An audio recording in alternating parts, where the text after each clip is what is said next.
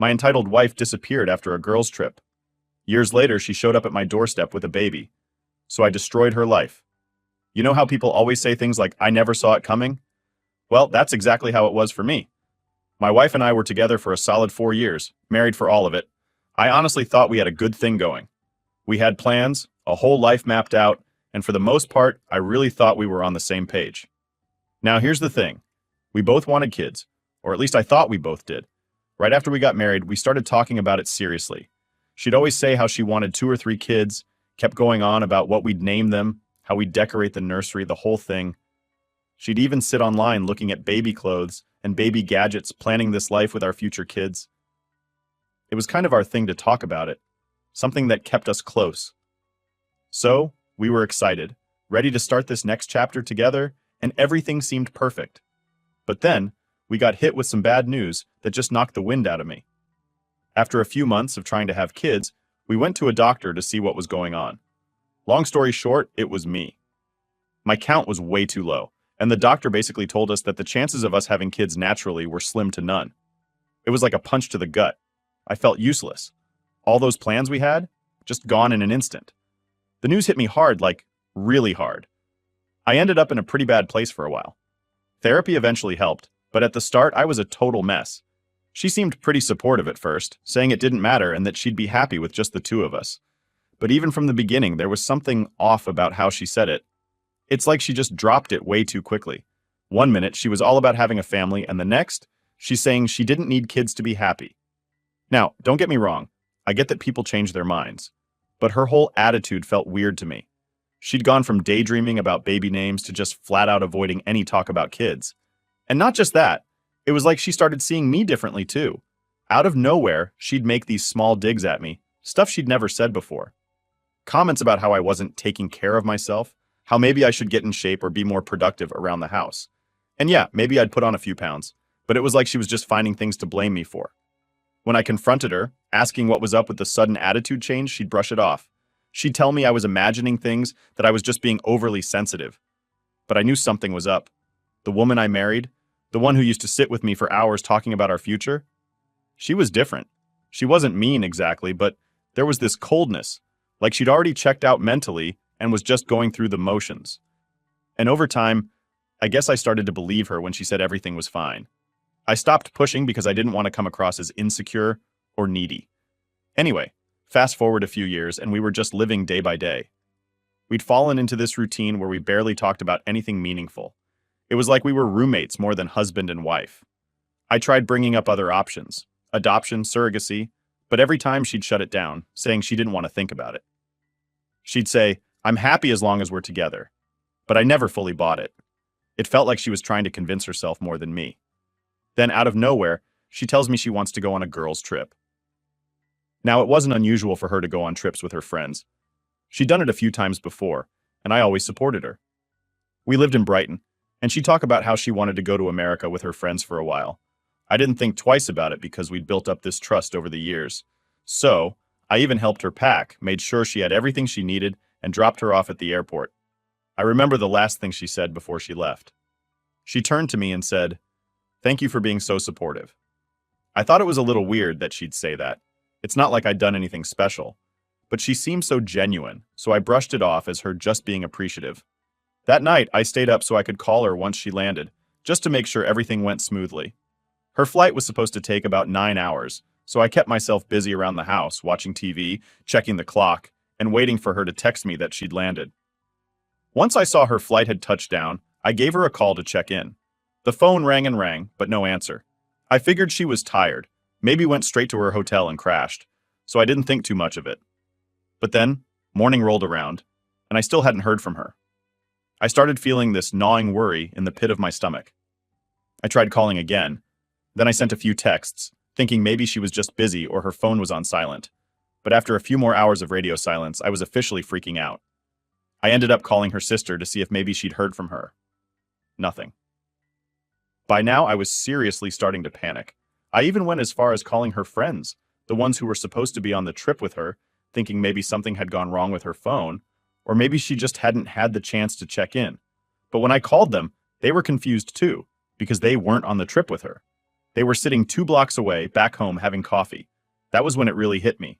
She wasn't on a girls' trip. She wasn't with friends. She hadn't gone anywhere with anyone. She was just gone. I sat there, holding the phone, and it felt like my stomach dropped through the floor. I couldn't wrap my head around it. Why would she lie to me like that? Why would she just leave without telling me?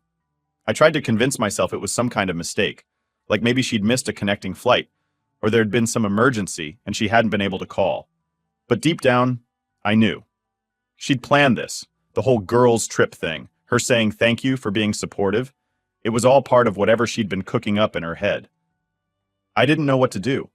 I felt like I was living in some nightmare where I couldn't wake up.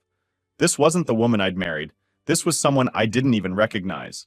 All the pieces started clicking together, the coldness, the way she'd stopped talking about our future, those little jabs about my looks and my health. She'd been pulling away for a long time, and I just hadn't seen it. Or maybe I hadn't wanted to see it. That night, I just sat there staring at my phone, hoping for a text, a call, anything. But nothing came, and deep down I knew it wouldn't. Waking up the next morning, I remember just lying there, staring at the ceiling, hoping maybe it was all some messed up dream. But her side of the bed was empty, and reality hit hard. She'd actually left. She'd packed her bags and vanished, and all those reassurances I'd told myself the night before, that maybe she was delayed or her phone died, they didn't hold up anymore. It was obvious she'd planned this and wanted out. The first few days, I was in total denial. I'd keep calling her phone, hoping I'd hear her voice on the other end, maybe get an explanation. I even left messages. I didn't know what to say half the time, but I kept leaving them, hoping something would get through to her. But all I got was silence, which somehow made it feel worse. It's like I was left to figure it out on my own, with no idea what went wrong, like I was a stranger to her all along. At first, her family was as shocked as I was. Her mom didn't know anything about her plans, and they hadn't heard from her either. I ended up going over there more times than I could count, talking to her mom, looking for answers. I think they felt bad for me. Her mom would let me crash there some nights, even made me meals when I couldn't bring myself to cook. She'd sit there, listening to me talk about all the little things that didn't make sense, trying to piece together how my life had blown up without warning. And I'll be honest, sometimes I just sat there in silence, too numb to say anything. I went from one extreme to another: anger, sadness, guilt. I'd keep asking myself what I did wrong. Did I miss some sign? Did I not give her enough attention?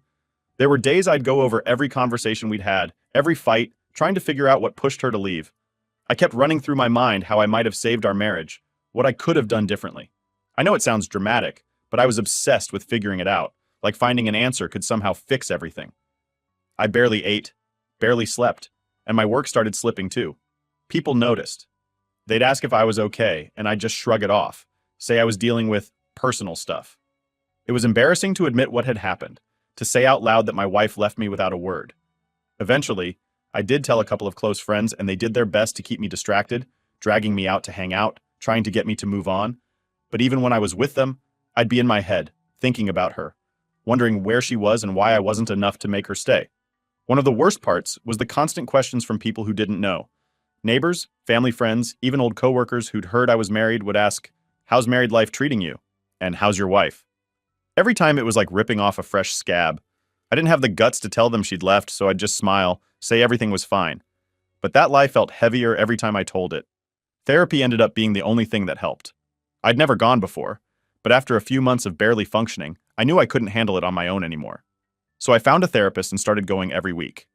Talking to someone neutral, someone who didn't know her or me or any of our baggage, it helped. I'd vent about the anger, the betrayal, the hole she'd left in my life. I'd go on about the sleepless nights, how I'd lie awake replaying everything over and over.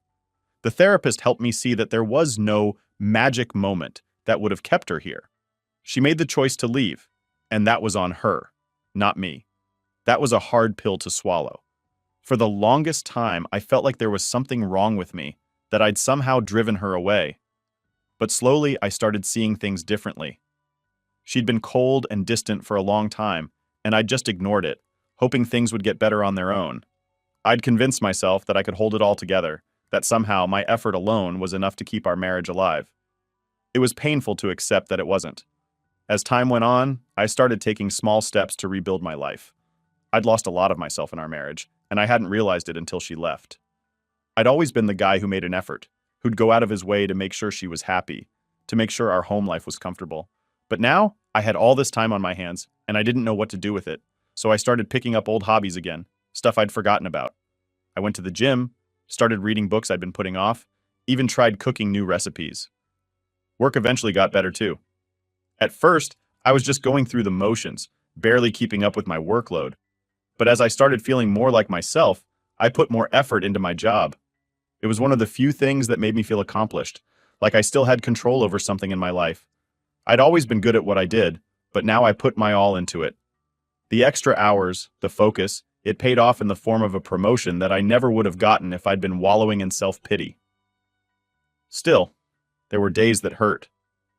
Every once in a while, I'd come across something that reminded me of her, a photo, an old movie ticket stub, little things that brought back memories I'd tried to forget. I'd look at them and wonder what she was doing, if she ever thought about me, if she ever regretted what she did. But those moments started to fade, bit by bit. Each time, I was able to pack away those memories a little quicker, move on a little easier. I also reconnected with friends I hadn't seen much since I got married. We started doing things again, hitting up the golf range, going on hikes, stuff I hadn't done in years. It felt good to have people in my corner, people who weren't part of the mess, who could help me move on without dragging me back into the pain. Looking back, I realized I'd put way too much of myself into that relationship, into being her husband. When she left, it felt like she'd taken a part of me with her, like I'd lost this huge chunk of who I was. But piece by piece, I was finding myself again. It wasn't easy, and it wasn't quick, but I was getting there. By the end of that year, I could finally look in the mirror and see someone who wasn't defined by what she'd done. I was more than just the guy whose wife left him. I'd survived, I'd rebuilt, and I'd come out stronger. For the first time in years, I felt like I could actually live my life without her shadow hanging over me. And honestly, I was proud of that. I thought I'd put everything behind me. Life had finally started feeling normal again, or at least as close to normal as it could get after all that mess. I had my routine down, friends keeping me busy, and work was actually going great. I'd even stopped thinking about her every day. I mean, I still had my moments where some random memory would sneak up on me, but it wasn't like before, where every second of my life was somehow connected to her. So when there was a knock on my door one Saturday morning, she was the last person I expected to see standing there. But there she was, right on my doorstep, holding a baby. I froze. My brain just stopped working for a second, because it was like seeing a ghost. She looked pretty much the same, maybe a little worn down, but still her. She gave me this look like she actually thought I'd be happy to see her. And yeah, that hit me hard because I thought I was past caring. Turns out, seeing her again stirred up a lot of emotions I thought I'd buried. I didn't say anything at first. I just stood there, staring. She smiled at me, like nothing had happened. And then, with zero shame, she asked, "Can I come in?" The nerve. I mean, really, after everything she'd done, she just shows up here like I'm supposed to welcome her back with open arms. But I kept my cool, told her, "No, you can stay right there and explain." I didn't want her in my house, bringing all that chaos back into the place I'd built up again, the one space I'd made mine. She looked a bit thrown off, but she stayed where she was and just dove into her story. She started with, "I know this might be a shock, but I wanted to come back and explain everything." She even had this hopeful look on her face, as if she genuinely believed I'd be open to hearing her out. I was torn between laughing in her face and just shutting the door right there. But I was too curious. I wanted to know what her excuse was, what she'd come up with to justify the way she'd vanished. She went on, talking about how she'd made a mistake leaving, how she'd realized she'd lost the best thing that had ever happened to her. Her words, not mine. She said she'd spent a lot of time reflecting, and that after having this baby, she finally understood what really mattered in life. Apparently what really mattered was showing up unannounced at my door after ghosting me for years, and that's when she looked down at the baby and said, "This is our second chance." I couldn't believe what I was hearing. Our second chance? Like this kid was supposed to be some magical reset button and we'd just pick up right where we left off? I tried to keep my expression neutral, but inside I was absolutely fuming. She went on, saying how she wanted us to be a family again, that she'd made a terrible mistake, but now we could start fresh, just the three of us. Finally, I asked the one question that had been eating at me since she showed up. "Why did you leave?" I kept my voice as steady as I could, but I wasn't sure how much longer I'd be able to hold back. I'd spent years trying to understand, torturing myself with all the possibilities, and now that she was here, I needed to hear it from her. She hesitated, looking down at her feet like she was ashamed. But eventually, she told me the truth, or what I assume was the truth. She admitted she'd left because she wanted a kid, and since I couldn't give her one, she'd found someone who could. She actually said it like it was no big deal, as if she hadn't shattered my life, as if I was supposed to just nod and accept it. She explained that the guy she'd left with didn't stick around, but by then she'd had the baby and realized she wanted me back. Just like that. Simple. I took a minute to process what she was saying. Here she was, admitting that she'd abandoned me, ran off with some guy, had his kid, and now expected me to be okay with it, like I just forgive and forget. I told her, "So you left, found someone else, had his baby, and now you think you can come back and pretend like nothing happened?" She started crying, saying she was sorry, that she'd made a huge mistake, but that didn't move me at all. She kept saying how she realized that I was the one she truly loved, and that we were meant to be together. Honestly, it was hard to keep a straight face. I couldn't believe how delusional she sounded. This wasn't love. This was desperation, and I could see it all over her face. Then she tried to guilt trip me, going on about how it wasn't easy being a single mom, how hard it had been for her. She actually tried to make herself the victim in all this, as if her choices hadn't led to exactly where she was now. She told me she needed my support, that she was ready to make things work this time. The whole time I just kept thinking, who does she think I am? I stood there, taking it all in, but at this point, I was done listening. I told her straight up, "Look, you made your choice a long time ago, and now you have to live with it. There's no second chance here." She looked stunned, like she'd never even considered that I'd say no, like she really thought she could just waltz back into my life because it was convenient for her. And then, just when I thought she'd finally get it and leave, she got mad. Her tone changed, and she started yelling at me, saying I was being selfish, that I owed her a chance to make things right. She said that if she'd wanted to, she could have divorced me back then and taken half of everything. She even had the nerve to bring up the house, saying it should still be hers.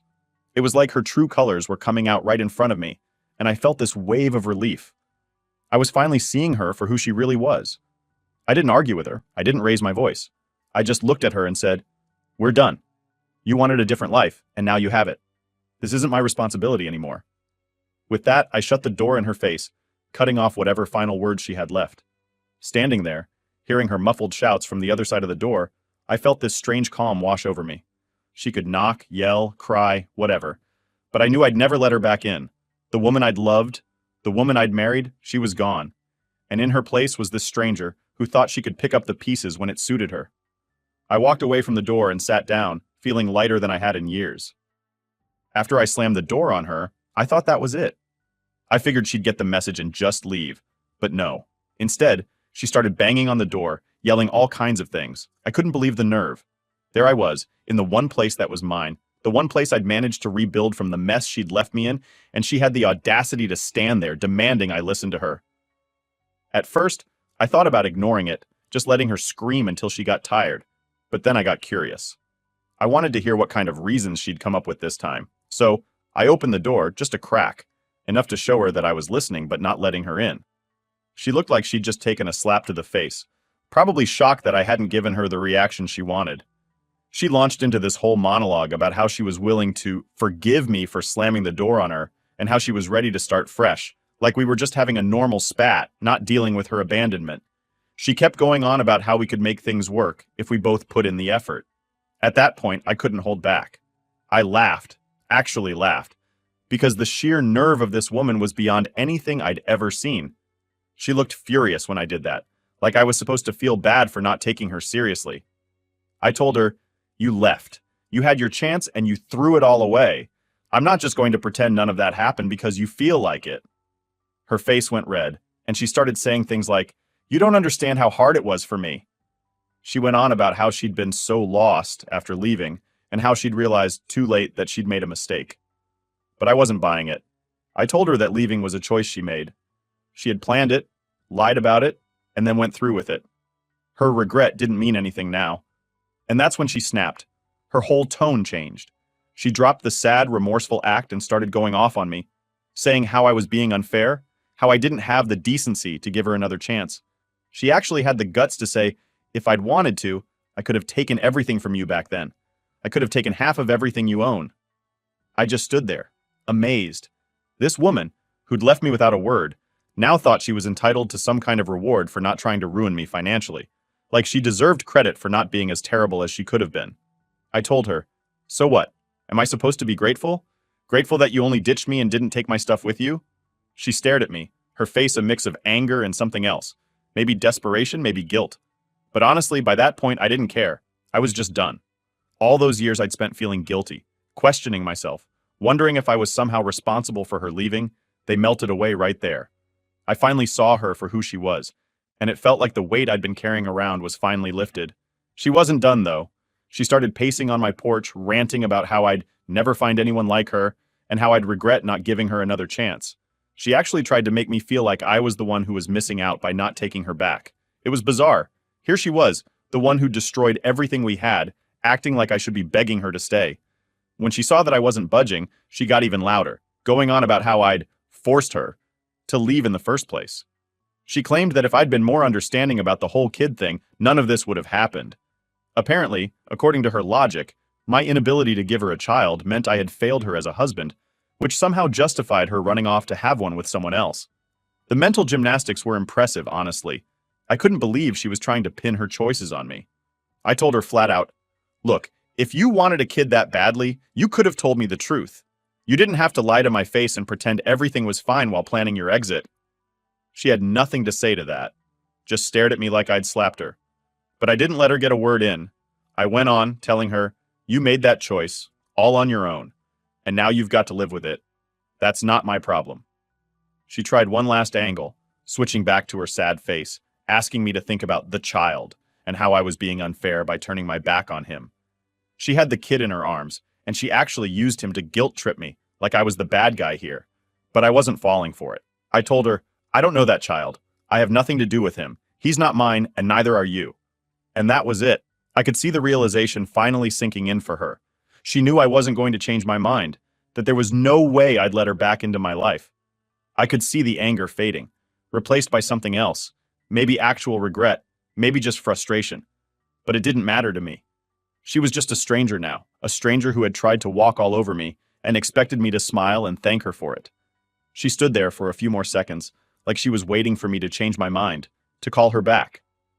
But I didn't say another word. I just stood there watching her face as it finally dawned on her that I meant every word. Then, without another look, I shut the door. And this time I didn't wait for her to bang on it again. I knew deep down that I'd made my decision, and there was no going back. I walked away from the door, feeling, I don't know, like I'd finally won. She'd spent so much time thinking she could come back and manipulate her way into my life again. But it was over. I was free. There wasn't going to be a second chance, not for her, not for us. She was just a memory now, one I'd finally put in the past where it belonged. After all those years of guilt and pain, I finally felt like I could breathe again. And you know what? It felt good. The moment I closed that door on her, I felt this strange calm wash over me. I wasn't angry or sad or even shocked anymore. It was like every ounce of energy I'd spent on her for years, all the regret, the guilt, the endless wondering, it just vanished. I'd finally gotten the closure I didn't know I needed, and I was ready to move forward. It was over. For real, this time. But of course, things didn't end as cleanly as I'd hoped. A few days later, I got a text from her mom. She was apologizing, saying she was ashamed of how her daughter had handled everything and that she'd tried to talk some sense into her, but obviously it hadn't worked. Her mom was a good person. She'd helped me out a lot after her daughter left, and I could tell she was genuinely upset about the whole thing. I didn't hold anything against her, but I wasn't interested in being roped back into that mess. I just replied with a polite, "Thanks for checking in," and left it at that. I wasn't going to give her mom any more details, and I wasn't going to waste time explaining my decision. She understood enough to know it was over. Over the next few weeks, I heard bits and pieces through mutual friends and social media. Apparently, she'd gone back to living with her parents, and it wasn't going smoothly. The guy she'd left me for, the kid's father, wasn't involved at all. He'd completely bailed. I guess he hadn't signed up for the long haul, and now she was stuck figuring it out on her own. She'd pretty much burned every bridge, so there weren't many people willing to lend a hand. Her old friends, the ones who were on my side when she first disappeared, had no sympathy for her. They'd all moved on and weren't too keen on getting dragged back into her drama. Can't blame them. Her parents weren't exactly thrilled either. They weren't in a great financial position to support her and a baby. I knew this because, not long after the text from her mom, I got a call from her dad. I almost didn't answer, but curiosity got the best of me. He was polite but direct, said they were struggling to make ends meet, and hinted that maybe I could help out a bit. He said, "We know you cared about her once," and kept going on about the baby and how hard things were for them. I listened politely, but when he started going on about how his daughter just needs a little support to get back on her feet, I couldn't help but laugh a little. Not out loud, but you get the point. I told him as nicely as I could that his daughter's choices were her own and that I wasn't in any position or mindset to help. I think he got the message because he didn't press further. The next thing I know, her friends start reaching out, people I hadn't heard from in years. A few tried the guilt angle, saying she was going through a rough time and that maybe I could find it in my heart to give her another chance. Another friend of hers even had the nerve to suggest that the kid needed a father figure and that I shouldn't let my bitterness get in the way of helping him out. But I stood my ground. I wasn't going to let anyone make me feel bad for finally choosing myself after years of feeling like I'd never be enough. I'd given that woman everything I had, and she'd thrown it away. The least she could do was own her choices instead of expecting me to bail her out. Over time, the calls and messages slowed down, and eventually, they stopped altogether. It was like everyone finally understood that I was serious, that I'd moved on and wasn't going to be roped back in. And that's when the real peace set in. My life felt quiet, normal, in a way it hadn't in years. I had my routines, my friends, my work. It wasn't a fancy, glamorous life, but it was mine, and I'd built it back up on my terms. The funny thing is, I started finding happiness in the little things again, stuff I hadn't really noticed when I was married. I'd go for walks, cook my own meals, read books I'd meant to get to for years. The freedom was refreshing, and I realized I didn't need anyone's permission to live the way I wanted. For once, I wasn't constantly worried about someone else's approval or happiness. It was like I'd gotten my life back, piece by piece. Every now and then, I'd run into someone who knew both of us, and they'd ask, "Hey, whatever happened with her?" I'd give a brief, polite answer and change the subject. It wasn't that I was hiding anything. I just didn't want to keep revisiting a chapter that was so clearly over. She was part of my past, and I'd finally learned how to leave her there. As for her, last I heard, things weren't going great. She was struggling to keep a job, still bouncing between her parents' place and friends' couches when she wore out her welcome. People I barely talked to anymore would message me occasionally, telling me she was asking for help from just about anyone who'd listen. Some of them even hinted that she was hoping I'd change my mind, that maybe I'd come around and decide to play dad to her kid after all. But that wasn't going to happen. I'd spent too much time and energy getting my life back to even think about going down that road. I wasn't going to be her safety net. Wasn't going to be the guy who picks up the pieces just because things didn't work out the way she planned. I was done with that chapter, and nothing was going to drag me back. In the end, I feel like I got the closure I needed. She'd made her choices, and now she was dealing with the consequences. And me? I finally felt free, truly, genuinely free, in a way I hadn't felt since the day she left. I was done letting her shadow hang over my life. I'd moved on, and I was content. Not happy in some big, dramatic way, but quietly, peacefully content. And you know what? That was enough.